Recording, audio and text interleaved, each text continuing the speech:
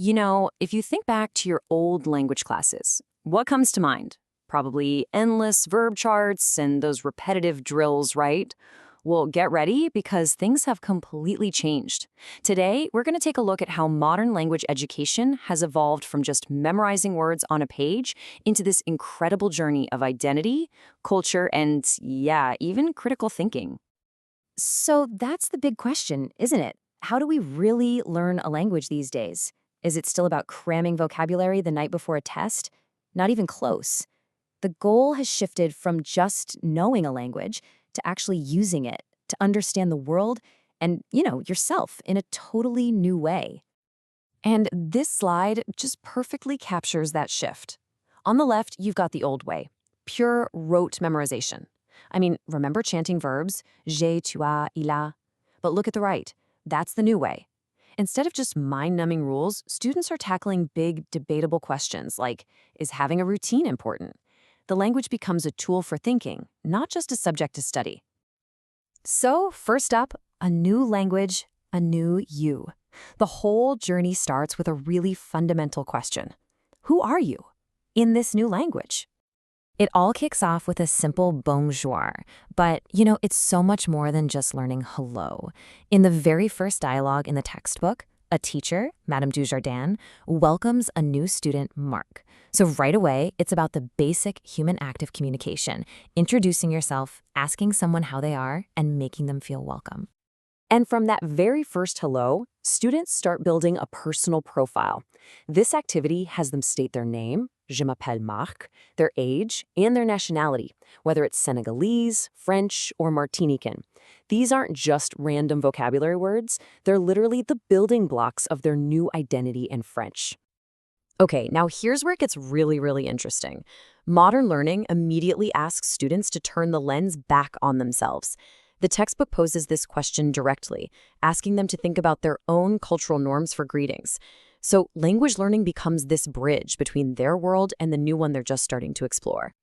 Next up, we zoom out a little bit to see your world in French. This is all about moving from your own personal identity to understanding your place in a much larger, global community that's connected by this one language.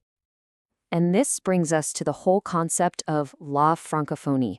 It's not just about France, not by a long shot. French is an official language in 29 different countries, spanning 5 continents. So learning French is basically an entry ticket into a truly global conversation. This activity just illustrates that connection so brilliantly. Students are matching flags to countries and nationalities. And suddenly, Francais isn't just a language, it's now linked to the flag of France. Canadian is connected to Canada, Senegalese to Senegal. Geography, culture, and language, bam, it all clicks into place. Okay, so once you know who you are and where you fit in the world, what's next? Well, the next step is to make the language a practical tool, something you can actually use to navigate your day-to-day life. The learning is actually structured around a typical student's day, which is so smart. You start by getting your school schedule, your emploi du temps, learning the words for math, science, and art. Then you move on to lunch, and finally, you learn how to talk about your after-school clubs and activities. It's all immediately useful and totally relevant. And check this out. A simple topic like lunch becomes this fascinating lesson in culture. We see these dialogues from Lucien in France and Daniel in Canada. So in France, there's a goûter or a snack after school and then a really late dinner. But over in Canada, souper happens way earlier. It's a subtle but super powerful way to show how culture shapes even the smallest parts of our daily routines. And that brings us to the final stage of this journey, because once the language is a part of you and you can use it as a practical tool, it becomes a way to engage with complex, really important global issues. This is a far, far cry from where is the library, right? Just look at the kind of big questions students are asked to tackle now. La consommation est-elle un problème? Is consumption a problem? Wow. This challenges students to move way beyond simple description and into the world of critical thinking and debate.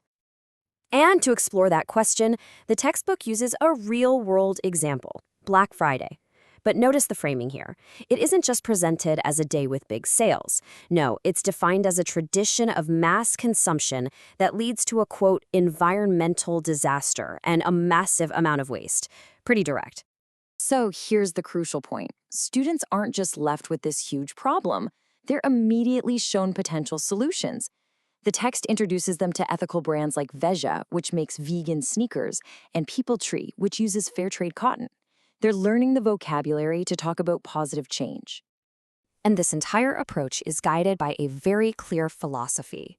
This quote from the International Baccalaureate Learner Profile really states the ultimate goal: to develop students who can exercise initiative in making reasoned ethical decisions.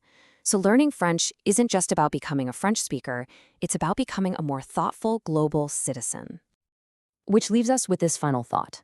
We've gone on this journey from a simple bonjour to building an identity, to understanding global cultures, and even debating ethical consumption.